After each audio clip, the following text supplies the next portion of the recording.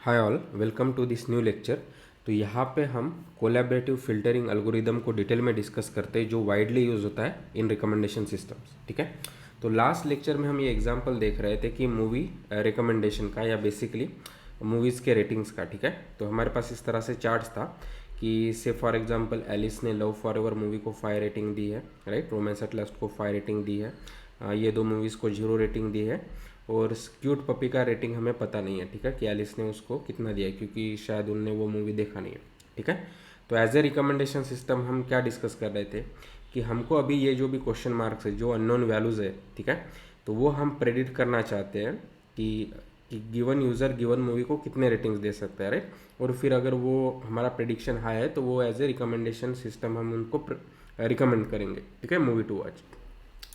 तो ये हमने डिटेल में डिस्कस किया था, हमने लीनियर रिग्रेशन जैसा फार्मूला यूज़ किया था टू प्रेडिक्ट दिस वैल्यूज़। ठीक है, लेकिन उसके लिए हमने जो भी ये मूवीज़ के फीचर है जैसे रोमांस एंड एक्शन, उसको हार्ड कोड किया था। ठीक है, से for example love forever romance 0.99 और एक्शन से 0 एंड सो ऑन, राइट। उसी तरह हर मूवीज़ के X1 एंड X2 फीचर्स को हमने हार्ड कोड किया था। लेकिन अभी हम देखते हैं कि ये फीचर्स को हम किस तरह से लर्न कर सकते हैं गिवन ओनली दिस डेटा, कि हमारे पास यूज़र्स है, हमारे पास मूवीज़ है, उनके कुछ रेटिंग्स और कुछ अननोन्स है। ठीक है, तो गिवन दैट अभी हम देखते हैं कि मूवीज़ के पहले तो हम फीचर्स किस तरह से लर्न कर सकते हैं और फिर यूजिंग दोज फीचर्स हम ये अननोन वैल्यूज़ किस तरह से प्रेडिक्ट कर सकते हैं। ठीक है,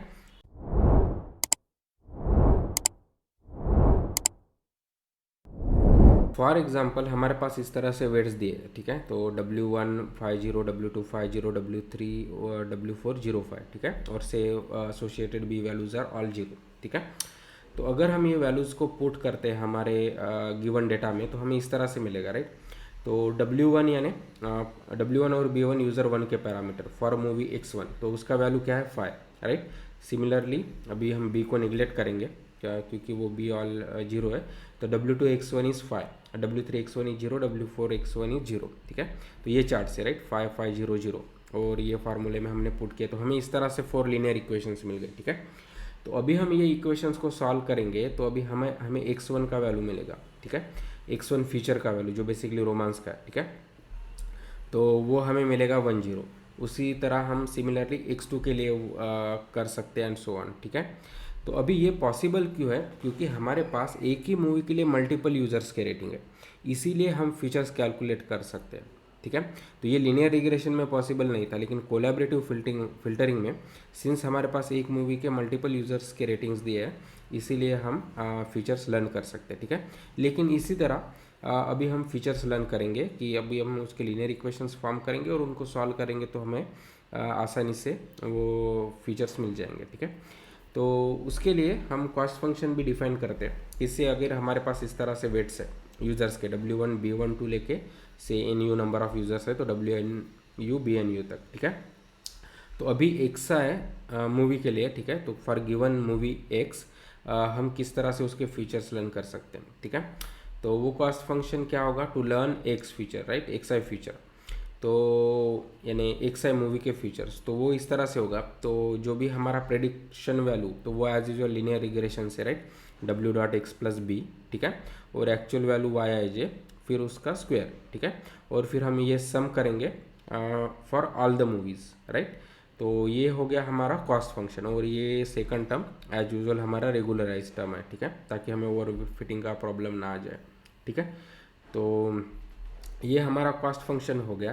तो इन फैक्ट अगर हमें सभी मूवीज़ के लिए लर्न करना है, राइट, तो अभी हम बस एक एक्स्ट्रा लूप यहाँ पे लगा देंगे। ठीक है, तो ये जो भी हम नंबर ऑफ यूज़र्स तक यहाँ पे इटरेट कर रहे थे तो वो फॉर एक पर्टिकुलर गिवन मूवी एक्स था। ठीक है, लेकिन से अभी X1 टू XN, ठीक है, अगर सभी मूवीज़ के लिए मुझे लर्न करना है तो हम सभी मूवीज़ के लिए वो सेम प्रोसेस इटरेट करेंगे, तो वो अभी हमारा टोटल कॉस्ट फंक्शन होगा, राइट। और फिर अभी हम क्या चाहेंगे कि ये हमारा कॉस्ट फंक्शन कम हो जाए, कि वो हमारा ऑप्टिमाइजेशन एल्गोरिदम होगा या ऑब्जेक्टिव होगा, तो वो हमें लर्न करके क्या देगा, features of all the movies. ठीक है, लास्ट लेक्चर में हमने क्या देखा था कि cost function to learn weights. ठीक है, तो उसमें हम क्या कर रहे थे कि पहले तो ये सेम, राइट, कि हम कुछ प्रेडिक्शन निकाल रहे थे और फिर वो एक्चुअल वैल्यू से स्क्वायर करके उसका डिफरेंस निकाल रहे थे, ठीक है। लेकिन मैं ये नंबर ऑफ मूवीज़ पे इटरेट करूँगा, ठीक है, और फिर सभी यूज़र्स के लिए वेट निकालने के लिए फिर मेरा आउटर लूप रहेगा फॉर ऑल द यूज़र्स, ठीक है। और ये एज यूजुअल हमारा क्या रहेगा, बेसिकली रेगुलराइज्ड टर्म, ठीक है। तो ये कॉस्ट फंक्शन था टू लर्न वेट्स, जो लास्ट लेक्चर में हमने डिस्कस किया था। अभी हमने ये लेक्चर में क्या डिस्कस किया है कि cost function to learn the features, right, कि मूवीज़ के फीचर्स लर्न करने के लिए। तो उसमें हम क्या कर रहे हैं कि जितने भी नंबर ऑफ यूज़र्स है उसको इटरेट करें फॉर पर्टिकुलर एक्स मूवी, और फिर वो प्रेडिक्शन और एक्चुअल वैल्यू का डिफरेंस लेके उसको सम कर रहे हैं, ठीक है। तो ये हो गया हमारा कॉस्ट टू लर्न फीचर्स, ठीक है। और ये एज यूजुअल हमारा रेगुलराइज टर्म, राइट। तो अगर आप ये दोनों टर्म्स को देखते हैं तो जो भी ये फर्स्ट टर्म है इट्स एग्जैक्टली सेम, राइट। तो ये सेम है, सिर्फ ये बेसिकली वेट्स हमारा यानी रेगुलराइज टर्म चेंज हो रहा है, ठीक है। तो अभी अगर हम ये दोनों को मर्ज करते हैं तो अभी हमारा टोटल कॉस्ट फंक्शन ये होगा, ठीक है, कि नंबर ऑफ यूज़र्स पे इटरेट करो, फिर नंबर ऑफ मूवीज़ आइटम्स पे इटरेट करो, तो फिर फॉर गिवन मूवी वो पर्टिकुलर यूज़र ने उनको क्या रेटिंग किया है वो हम ये लीनियर रिग्रेशन से फार्मूले से कैलकुलेट करेंगे, फिर वो एक्चुअल वैल्यू के डिफरेंस का स्क्वायर करेंगे, तो ये हमारा कॉस्ट फंक्शन होगा। और फिर हम ये दोनों रेगुलराइज टर्म को भी ऐड करते हैं, तो regularize term for learning weights and regularize term for learning features. तो ये हो गया हमारा अभी टोटल रिकमेंडेशन सिस्टम। तो यहाँ पे हम दोनों चीज़ पे लर्न कर रहे हैं, एक तो हम पहले फीचर्स भी लर्न कर रहे हैं और फिर प्रेडिक्शन भी लर्न कर रहे हैं, तो यानी प्रेडिक्शन यानी रेटिंग्स भी लर्न कर रहे हैं, राइट। तो इस तरह से ये हमारा अभी टोटल रिकमेंडेशन सिस्टम का हमारा कॉस्ट फंक्शन टुगेदर हो सकता है, ठीक है। तो इसीलिए इसको कोलैबोरेटिव फिल्टरिंग कहते हैं, ठीक है। तो यहाँ पे हम दोनों के फीचर्स यूज़ कर रहे हैं, यूज़र्स के भी और मूवीज़ के भी, ठीक है। और फिर वो क्योंकि यूज़र्स के रेटिंग्स और मूवीज़ के फीचर्स इन दोनों के कोलैबोरेशन से हमें ये कॉस्ट फंक्शन मिला है, ठीक है। तो अभी अगर हमारे पास फाइनलाइज कॉस्ट फंक्शन है तो फिर अगर उसको वो वेट्स लर्न करने के लिए हम ऑप्टिमाइजेशन एल्गोरिदम जैसे कि ग्रेडियंट डिसेंट है वो यूज़ कर सकते हैं, तो सेम रहेगा। तो ग्रेडियंट डिसेंट क्या रहेगा, बेसिकली सेम कि फॉर यूज़र जे का अगर डब्ल्यू और बी वेट्स लर्न करने तो वो particular weight, right, minus alpha जो हमारा लर्निंग रेट रहेगा into derivative of cost with respect to W.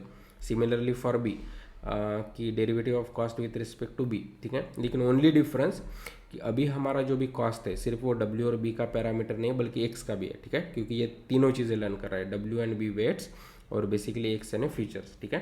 तो इन दोनों, तो ये हमारा रेगुलर कॉस्ट फंक्शन या ग्रेडियंट डिसेंट का बेसिकली एल्गोरिदम का स्टेप रहता था। लेकिन उसके साथ साथ अभी हम एक्स आई भी लर्न कर रहे हैं, राइट, कि फीचर्स। तो अभी उसके लिए भी एक एडिशनल टर्म रहेगा कि अगेन एक्स आई फिर minus learning rate of derivative of J यानी हमारा कॉस्ट विथ रिस्पेक्ट टू अभी एक्स, ठीक है। तो लेकिन ये तीन टर्म को बेसिकली ये फीचर्स है उनका जो भी वैल्यू होगा फिर उनके ग्रेडियंट्स निकाल के हम रेगुलरली उसको अपडेट करते जाएंगे और ये हम इटरेट करेंगे टिल वी कन्वर्ज और फाइनली हमें ये प्रॉपर वैल्यूज मिल जाएंगे। तो अगर हम हमारे कॉस्ट फंक्शन पे, ठीक है, तो ये जो भी टोटल कॉस्ट फंक्शन टुगेदर है उस पर ग्रेडियंट डिसेंट लगाते हैं ये वाला, तो अभी फाइनली हमें क्या मिलेगा, best possible weights W and B along with best possible features for given movie, ठीक है।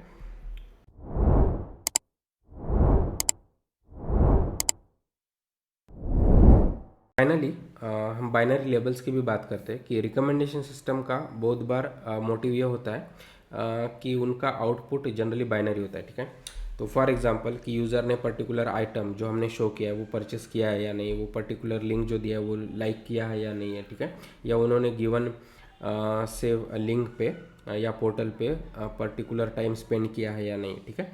तो वो रिकमेंडेशन सिस्टम के लिए डिसीजन मेकिंग आंसर्स हो सकते हैं। तो अभी वो बिल्ड करने के लिए इट्स वेरी सिंपल, जो अभी तक हमने लीनियर रिग्रेशन का यूज़ किया था अभी उसको हमें बाइनरी क्लासिफिकेशन में चेंज करना पड़ेगा, ठीक है। तो आप इजीली प्रेडिक्ट कर सकते हैं कि अभी सिर्फ चेंज क्या होगा, जो भी हमारा प्रेडिक्शन का एल्गोरिदम है इंस्टेड ऑफ लीनियर रिग्रेशन हम लॉजिस्टिक रिग्रेशन का यूज़ करेंगे, ठीक है।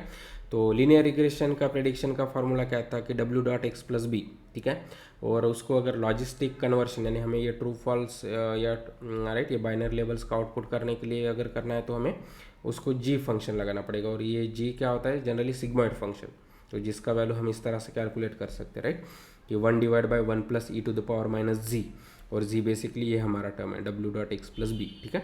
तो अभी अगर तो जो भी हमारा एल्गोरिदम है उसमें इंस्टेड ऑफ ये लर्न या हमारा एफ ऑफ एक्स का value W dot X plus B के अगेंस्ट अगर हम G of W dot X plus B लगाते हैं तो वो हमारा बाइनरी लेवल का प्रेडिक्शन होगा, ठीक है, एज यूजुअल, ठीक है।